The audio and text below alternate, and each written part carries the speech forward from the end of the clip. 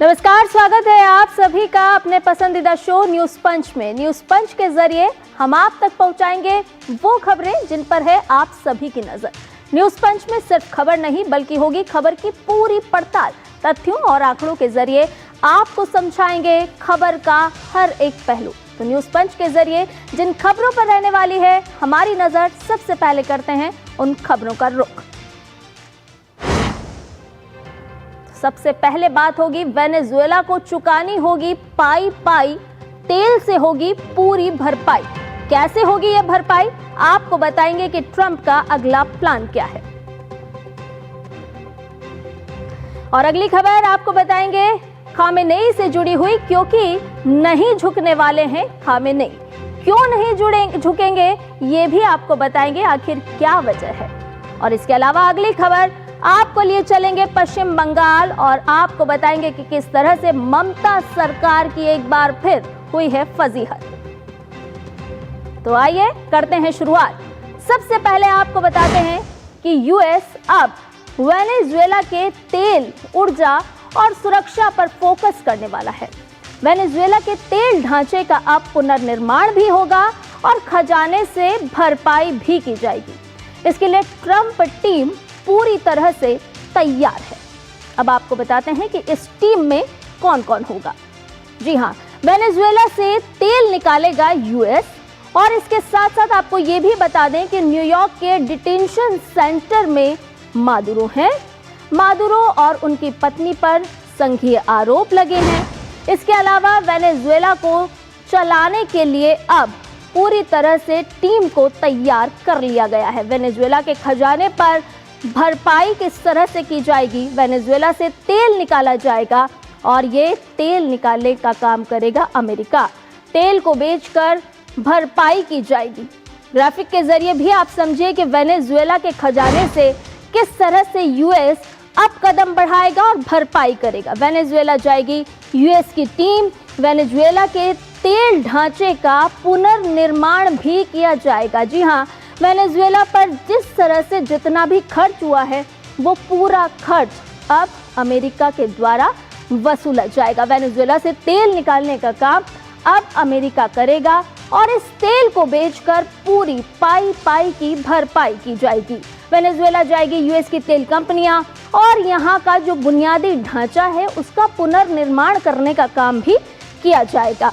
और इसके अलावा आपको ये भी बता दें कि वेनेजुएला के लिए ट्रंप की जो खास टीम है उसमें कौन कौन लोग हैं, तो एक नज़र उस पर भी डालते हैं। आपको बताते हैं कि वेनेजुएला के लिए ट्रंप की खास टीम तैयार हुई है और इस टीम में विदेश मंत्री होंगे, रक्षा मंत्री होंगे और इसके अलावा अन्य शीर्ष अधिकारियों को भी ट्रंप ने अपनी इस टीम में शामिल किया है। इतना ही नहीं, अंतरिम राष्ट्रपति के साथ मिलकर काम करने की बात भी सामने आई है। अब टीम वेनेजुएला में कानून व्यवस्था को सुचारू करने पर भी काम करेगी। आपको बता दें कि ट्रंप का अगला प्लान और किस तरह से पूरी टीम जो है अब वेनेजुएला में अपने पैर पसारेगी और काम करेगी। सरकारी संस्थानों को कामकाजी बनाया जाएगा और इसके अलावा तेल, ऊर्जा और सुरक्षा, ये ऐसे प्रमुख क्षेत्र हैं जिन पर यूएस की टीम का पूरी तरह से फोकस रहने वाला है। और इसके अलावा आपको ये भी बता दें कि तानाशाही से आज़ाद हुआ वेनेजुएला। ये हम नहीं कह रहे हैं, ये बात कही है मैक्रो ने। जी हाँ, वेनेजुएला के लोग मादुरो की तानाशाही से मुक्त हो गए हैं, ये बात इमानुएल मैक्रो ने कही है। अब जो सत्ता परिवर्तन होगा वो शांतिपूर्ण और लोकतांत्रिक होगा, ये बात कही गई है। जिस तरह से अब ट्रंप को लेकर के प्रतिक्रियाएं सामने आ रही हैं, तो अब लोकतंत्र की बात कही जा रही है। इसके अलावा आपको ये भी बता दें कि यूक्रेन के राष्ट्रपति व्लादिमीर पुतिन ने, माफ कीजिएगा, वोलोडिमिर ज़ेलेंस्की ने कहा है कि अगर तानाशाहों से इस तरह निपटना संभव है तो अमेरिका जानता है कि अगला कदम क्या होना चाहिए। तो आपको बता दें कि किस तरह से अब अलग अलग देशों से प्रतिक्रियाएं सामने आने लगी है। ट्रंप के साहस की सराहना भी हो रही है। जी हाँ, इजराइल की प्रतिक्रिया आपको बताते हैं कि किस तरह से सामने आई है और साहस पर जोर दिया गया है। ट्रंप को इजराइल पीएम से बधाई मिली है। उन्होंने अपने एक्स पोस्ट में क्या लिखा है वो भी आपको बताते हैं। उन्होंने कहा है की ऐतिहासिक नेतृत्व की बधाई। नेतन्याहू ने अपने बात में ये भी लिखा कि ट्रंप का साहसिक नेतृत्व स्वतंत्रता और न्याय के पक्ष में है। ये नेतृत्व साफ तौर पर उन्होंने बधाई दी और ये भी कहा कि आप ये समझिए कि इजराइल के पीएम नेतन्याहू ने बधाई देते हुए क्या कुछ कहा। उन्होंने बताया कि ट्रंप का साहसिक नेतृत्व, निर्णायक संकल्प और सैन्य कार्रवाई को उन्होंने सलाम भी किया है, यानी कि ट्रंप की प्रशंसा करते हुए उन्होंने एक्स पर अपनी बात साझा की है। अब बात करते हैं अगली, क्योंकि अब राष्ट्रपति ट्रंप को बधाई मिलने का जो सिलसिला है उसमें एलन मस्क भी शामिल है। एलन मस्क ने क्या कहा है वो आपको बताते हैं। एलन मस्क ने कहा है कि वेनेजुएला ऑपरेशन को लेकर के बधाई, इसके साथ साथ एक्स पर उन्होंने ये भी लिखा है कि राष्ट्रपति ट्रंप बधाई हो। पूरी दुनिया के लिए बताई उन्होंने इस बात को जीत और अपने बात में ये भी लिखा कि तानाशाहों के लिए एक तरह से ये साफ संदेश है, बुराई अब बर्दाश्त नहीं की जाएगी। तो जिस तरह से ट्रंप की अमेरिका की एक सैन्य कार्रवाई हुई है उसको लेकर के अब प्रशंसा भी सामने आ रही है। और भी ताज़ा अपडेट ले लेते हैं। अखिलेश सुमन हमारे संवाददाता इस पूरी खबर पर हमारे साथ जुड़ गए हैं। अखिलेश, हमने अपने दर्शकों को बताया कि अब तेल से पाई पाई वसूली जाएगी और पूरी तरह से भरपाई होगी। अब ट्रंप की टीम तैयार है, किस तरह से ये टीम काम करते हुए नजर आएगी? देखिए, डोनाल्ड ट्रंप ने कल जो अपना प्रेस के सामने वक्तव्य दिया था और उन्होंने कुछ सवाल भी लिए थे पत्रकारों के, तो उसमें उन्होंने साफ साफ कहा था कि अमेरिका की कंपनियां वेनेजुएला में जाएगी और अमेरिका की कंपनियां वेनेजुएला से तेल निकालेगी और अमेरिका की कंपनियां वेनेजुएला से तेल निकाल के बेचेगी दुनिया में। तो यह एक तो साफ साफ उन्होंने संकेत नहीं है, साफ साफ बयान दिया है कि वेनेजुएला में वो बिजनेस करने जा रहे हैं। और वेनेजुएला की मान लीजिए कि अगर पूरी क्षमता जो है वो 300 बिलियन बैरल की है, पूरी जो वेनेजुएला के पास जो तेल का भंडार है, और उसका अगर पूरा मूल्य निकाला जाए तो आज की तारीख में उसका मूल्य होता है तकरीबन 17.3 बिलियन डॉलर। तो आप trillion dollar, sorry 17.3 trillion dollar. तो आप समझ सकते हैं कि इतना बड़ा खजाना लेकर वेनेजुएला के राष्ट्रपति जो है मडूरो बैठे हुए थे और वो अमेरिका के साथ उनकी जो दोस्ती रही थी और कई मामलों में अमेरिका के विरोध में भी खड़े हुए थे। तो इसे समझ सकते हैं कि ट्रंप की पूरी नीयत जो है अमेरिका के तेल पे है, अमेरिका के जो और जो मिनरल वेनेजुएला के तेल पे है और वेनेजुएला के पास जो और खनिज पदार्थ है उन पे भी है, वेनेजुएला की इंफ्रास्ट्रक्चर पे भी है, वेनेजुएला के पास कह सकते हैं कि समुद्र से जुड़ा हुआ है वेनेजुएला, तो उसकी और भी ज्यादा उसकी स्थिति अच्छी हो जाती है। तो ये सारी चीजें जो है ट्रंप को लंबे समय तक आकर्षित करती थी और इसीलिए ट्रंप ने एक समय प्रस्ताव दिया था मडूरो को कि आप निकल जाइए यहाँ से, हम आपको सेफ पैसेज दे रहे हैं। लेकिन मडूरो सेफ पैसेज के लिए तैयार नहीं हुए। उसके बाद ही उन्होंने लगता है बनाया ये पूरा प्लान कि मडूरो को अब वहां से सत्ता परिवर्तन करना पड़ेगा। तो यह जो पूरा मामला है, यह पूरा एक तरीके से औपनिवेशिक जिसे कहते थे कि जिस तरह से ब्रिटिश एम्पायर पूरी दुनिया में जाती थी, वहां के शासकों से या तो समझौता करती थी, उसके बाद उन्होंने सत्ता च्युत करती थी, उसके बाद उनके पूरे संसाधन पे वहां पे कब्जा करती थी।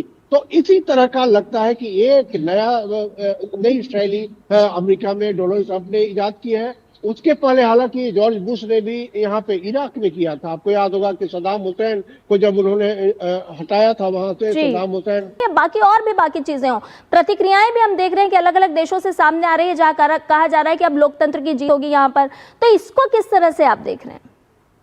हाँ देखिए संध्या, जो असली लड़ाई दुनिया में एक आइडियोलॉजिकल लड़ाई हुई है। आपको याद होगा कि सोवियत यूनियन के बनने के बाद जब सोवियत यूनियन में एक कह सकते हैं कम्युनिस्ट क्रांति हुई, चीन में फिर कम्युनिस्ट क्रांति हुई, तो इसके बाद दुनिया दो खोमे में बढ़ गई, शीत युद्ध का लंबा दौर चला और वो लड़ाई आइडियोलॉजिकल लड़ाई थी, वैचारिक लड़ाई थी कि आपके यहाँ की सरकार हमारे मन की होनी चाहिए, हमारी तरह खुली अर्थव्यवस्था वाली होनी चाहिए और हमारी तरह जो डेमोक्रेसी है उस तरह की होनी चाहिए।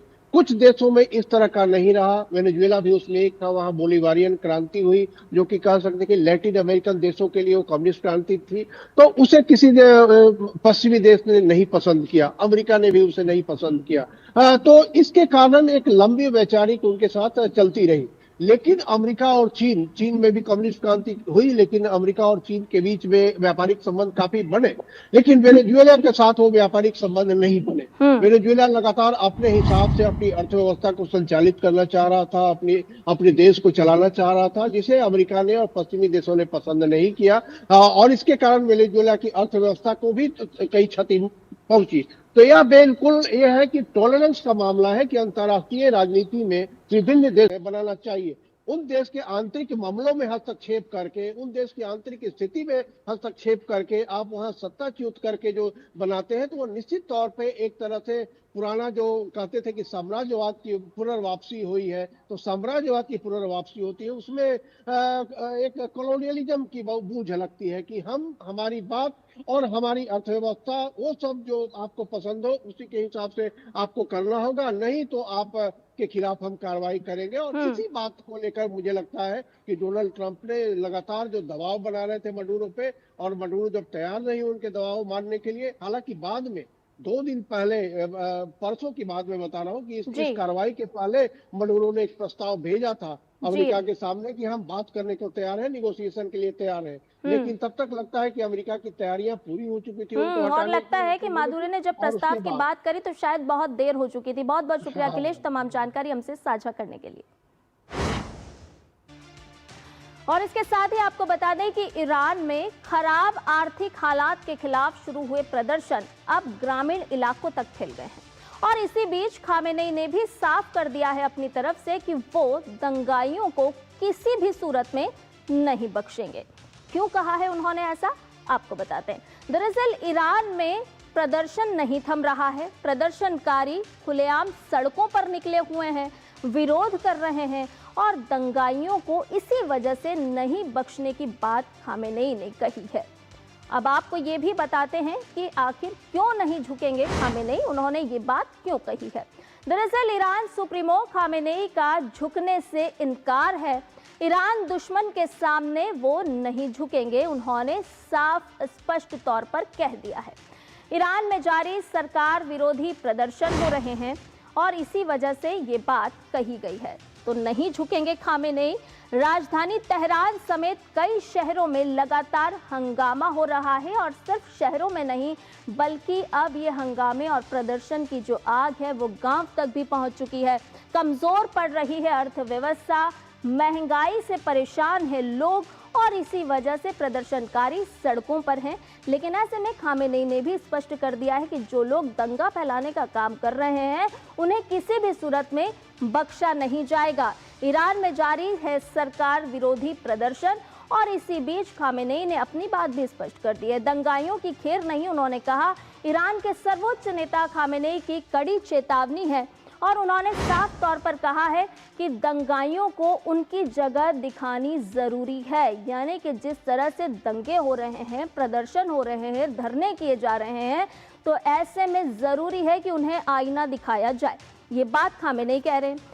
रक्षा बलों को दंगाइयों से कड़ाई से निपटने के निर्देश साफ तौर पर खामेनेई ने दे दिए हैं कि जिस तरह के हालात प्रदर्शनकारियों की तरफ से सामने आ रहे हैं, तो ऐसे में ज़रूरी है कि आप भी अपनी जिम्मेदारी निभाएं।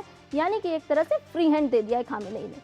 खामेनेई ने देश में फैली अशांति पर कड़ी नाराजगी भी जाहिर की है। आपको बता दें कि अर्थव्यवस्था लड़खड़ा रही है, महंगाई का मुद्दा है जिसकी वजह से प्रदर्शनकारी सड़कों पर हैं, और उसको लेकर के खामेनेई का रुख भी तल्ख होता हुआ नजर आ रहा है।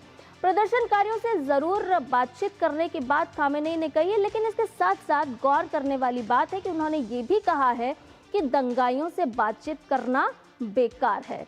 तो एक तरफ से उन्होंने ये भी कहा कि प्रदर्शनकारियों से जरूर हम किसी तरह से किसी पटल पर बातचीत कर सकते हैं, लेकिन दंगाइयों से बातचीत करना किसी तरह से काम का नहीं है, बेकार है, क्योंकि उन्हें ऐसा लगता है कि जो मुद्दों को लेकर के प्रदर्शनकारी सड़कों पर उतरे हैं और दंगा फैला रहे हैं, वो किसी भी सूरत में किसी भी शर्त पर बर्दाश्त नहीं किया जाएगा। और यही वजह है कि खामेनेई ने भी सख्त रुख अपनाया है, फ्री हैंड दिया है, और उन्होंने कहा है कि जो दंगाई हैं उनके खिलाफ सख्त से सख्त कार्रवाई की जाए। तो आपको बता दें कि किस तरह से खामेनेई ने अपना रुख अख्तियार किया है, और ये जो प्रदर्शन हो रहे हैं ना केवल सिर्फ शहरों में हो रहे हैं, बल्कि ये प्रदर्शन और दंगे हम देखें कि ग्रामीण इलाकों तक भी इन प्रदर्शन की आग पहुंच चुकी है। फोन लाइन पर हमारे संवाददाता अक्षय डोंगरे हमारे साथ जुड़ गए हैं, ताज़ा अपडेट उनसे लेते हैं। अक्षय, जिस तरह से हम देख रहे हैं कि अर्थव्यवस्था लड़खड़ाई हुई है, हम लगातार देख रहे हैं कि महंगाई का मुद्दा चरम पर है और ऐसे में खामेनेई ने भी साफ तौर पर कह दिया है कि किसी भी सूरत में दंगाइयों को बख्शा नहीं जाएगा। किस तरह से देख रहे हैं अब आप किस मोड़ पर जाती हुई इस लड़ाई को? जब सबसे पहले यहाँ पर प्रोटेस्ट शुरू हुए थे, जब प्रदर्शन शुरू हुए थे और उसके बाद जब थोड़ा बहुत पुलिस द्वारा एक्शन लिया गया, तो अमेरिकी प्रेसिडेंट डोनाल्ड ट्रंप ने ये कहा था कि अगर किसी भी तरह से एक्शन लिया गया प्रदर्शनकारियों के खिलाफ ईरान की सरकार द्वारा, तो वो लॉक्ड एंड लोडेड स्थिति में है और कभी भी वो एक तरह से हमला करने की स्थिति में इस वक्त मौजूद है और प्रदर्शनकारियों के साथ में वो आकर खड़े हो जाएंगे मिलिटरीली। तो ना सिर्फ ये एक तरह से लॉ एंड ऑर्डर सिचुएशन का मुद्दा बन गया है ईरान के लिए, बल्कि उनके लिए एक बड़ा जियोपॉलिटिकल मुद्दा बन गया है। बड़ा ये एक तरह से अपनी सोवरेनिटी और टेरिटोरियल इंटीग्रिटी के लिए एक बड़ा खतरा बन गया है, क्योंकि हम जानते हैं कि कुछ ही महीने पहले अमेरिकी बॉम्बर्स ने ईरान के जो फर्डो है और अन्य तरह के जो न्यूक्लियर फैसिलिटीज़ है वहाँ पर बॉम्बिंग की थी, वहाँ पर हमले किए थे। उसके बाद ईरान द्वारा भी हमले किए गए कतर में, लेकिन उसके बाद फिर वो मामला शांत हो गया था। लेकिन एक बार फिर से जिस तरह से हमने वेनेजुएला में देखा, अमेरिका ने अपने ट्रूप्स भेजकर वहां पर वहां के प्रेसिडेंट को एक तरह से किडनैप ही हम कहेंगे वो किया। उसी तरह से डोनाल्ड ट्रंप ने ये धमकी ईरान को भी दी थी कि किसी भी तरह से अगर प्रदर्शनकारियों के खिलाफ एक्शन लिया जाता है तो हम उनके साथ आके खड़े हो जाएंगे। तो अब ईरान इन प्रदर्शनकारियों को भी एक तरह से अपने रेजिम के लिए खतरा मान रहा है, अमरीकियों का एजेंट मान रहा है और इसीलिए खमैनी ने हम देखते रहे कि उन्होंने सीधे तौर पर एक साफ धमकी ये दे दी है कि बख्शा नहीं जाएगा, किसी को भी कड़ी से कड़ी कार्यवाही की जाएगी प्रदर्शनकारियों के खिलाफ अगर वो लॉ एंड ऑर्डर की सिचुएशन खराब करते हैं। और देखिए, किसी भी सरकार की किसी भी देश की सरकार के पास ये पूरा हक होता है कि अब एक तरह से लॉ एंड ऑर्डर की सिचुएशन बनाए रखे। प्रदर्शनकारियों के पास अपने राइट्स होते हैं, लेकिन आम लोगों के पास भी अपने आम जिंदगी जीने के अपनी सुरक्षा के राइट्स होते हैं। और अगर इसके ऊपर ट्रेसपासिंग की जाती है तो कोई भी देश किसी भी तरह से एक तरह से एनार्की जिसको हम कहते हैं वो बर्दाश्त नहीं करेगा। तो ऐसे में अमेरिका का किसी और देश के इंटरनल पॉलिटिक्स में दोबारा से दखल देना ना सिर्फ अमेरिका के बढ़ते हुए एक तरह से आउटरीच को दिखा रहा है, बल्कि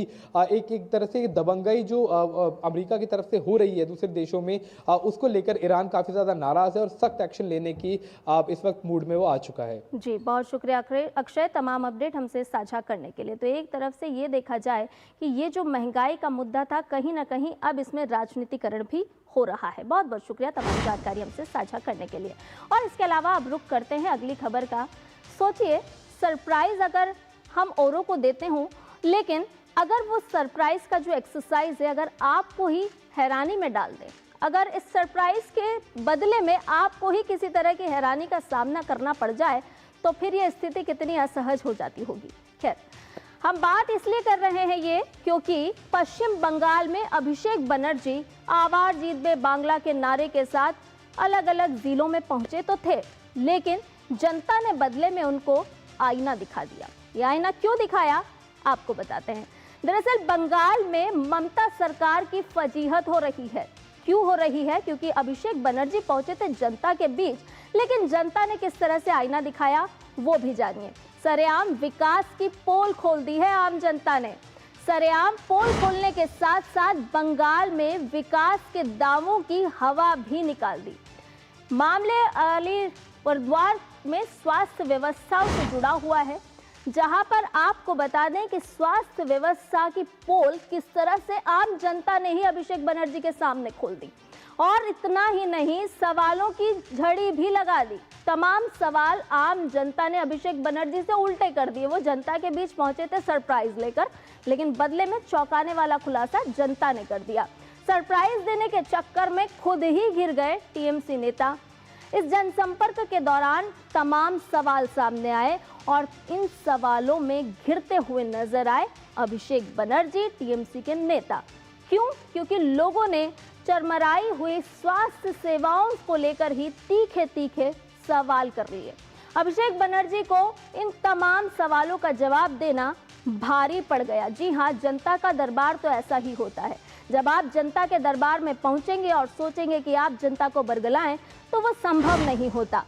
और इसके साथ साथ आपको ये भी बता दें कि अलीपुरद्वार के लोगों ने नाराजगी भी जताई, ये भी कहा कि अस्पताल बंद है, कोई एमबीबीएस डॉक्टर नहीं है, सामान्य इलाज तक नहीं मिल पा रहा है और 50 किलोमीटर दूरी करनी होती है तय, यानी कि सामान्य इलाज के लिए भी एक लंबा रास्ता तय करना पड़ता है। तो स्वास्थ्य सेवाओं की उपलब्धियां गिनाने के लिए जनता के बीच अभिषेक बनर्जी पहुंचे तो थे, लेकिन जनता ने उल्टा उन्हें बताया कि किस तरह से स्वास्थ्य व्यवस्थाओं की खुद ही सेहत खराब है। मरीज को ले जाने के लिए एम्बुलेंस तक उपलब्ध नहीं है। स्वास्थ्य विभाग की जिम्मेदारी सीएम ममता बनर्जी के पास ही है। तो आप सोचिए कि किस तरह से जनता के दरबार में अभिषेक बनर्जी पहुंचे थे वाहवाही लूटने के लिए, लेकिन बदले में जनता ने तमाम सवाल उठाए और ये पूछा कि आखिर स्वास्थ्य सेवाएं चरमराई हुई क्यों हैं। इस पूरे मामले को लेकर के भारतीय जनता पार्टी की तरफ से क्या कहा जा रहा है, तो देवजीत सरकार जो प्रवक्ता है भारतीय जनता पार्टी के, वो क्या कह रहे हैं वो आपको सुनवा देते हैं। संवैधानिक सिस्टम वो जो भी हो, सभी सिस्टम के खिलाफ अभिषेक बनर्जी है, तृणमूल कांग्रेस है, ममता बनर्जी है। इस ग्रोह के सबसे बड़ा जुमला है तृणमूल कांग्रेस। जुमला और तृणमूल कांग्रेस, चोरी और तृणमूल कांग्रेस, ये सब सिनोनिम है।